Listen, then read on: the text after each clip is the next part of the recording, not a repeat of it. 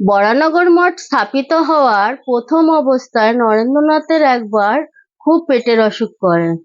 পেটে কিছুই হজম হচ্ছে না, আর তার সাথে অনবরত পেট নামাচ্ছে। শরৎ মহারাজ অর্থাৎ স্বামী শারদানন্দ মহারাজের বাবার একটা ডাক্তারখানা ছিল বউবাজারে। সেই ডাক্তারখানাটির নাম ছিল ইম্পেরিয়াল ড্রাগিস্ট। ফেলো সিরাপ নামে একটি নতুন ওষুধ তখন মার্কেটে এসেছিল। শরৎ মহারাজ সেই সিরাপটি তার বাবার দোকান থেকে নিয়ে এলেন নরেন্দ্রনাথের জন্য। এনে তিনি রামতনু বসুর গলির বাড়িতে পৌঁছে দিলেন, কারণ সেই সময় নরেন্দ্রনাথ তার রামতনু বসুর গলির বাড়িতে অবস্থান করছিলেন। আরেকজন ছিলেন বৈকুণ্ঠনাথ সান্যাল। নরেন্দ্রনাথ তাকে স্যান্ডেল বলে ডাকতেন।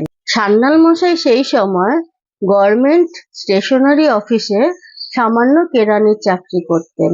তার অবস্থাই তখন টানাটানি ছিল, কিন্তু তা সত্ত্বেও সান্যাল মশাই একদিন অফিসে ফেরার পথে নতুন বাজার থেকে এক হাঁড়ি জ্যান্ত মাগুর মাছ নিয়ে এলেন নরেন্দ্রনাথের জন্য, এবং সেই সন্ধ্যাতেই তিনি নরেন্দ্রনাথের বাড়িতে এসে নরেন্দ্রনাথকে সেটা দিয়ে তারপরে বাড়ি চলে গেলেন। নরেন্দ্রনাথের ভাই মহেন্দ্রনাথ দত্ত বলেন যে মাগুর মাছ দেওয়াটা অতি তুচ্ছ ঘটনা, কিন্তু এত প্রগাঢ় ভালোবাসার সাথে সান্যাল মশাই সেটি নরেন্দ্রনাথের জন্য এনেছিলেন, সেই জন্য সেই তুচ্ছ ঘটনাটি মহেন্দ্রনাথ দত্তের জীবনের অন্তিমকাল পর্যন্ত মনে ছিল।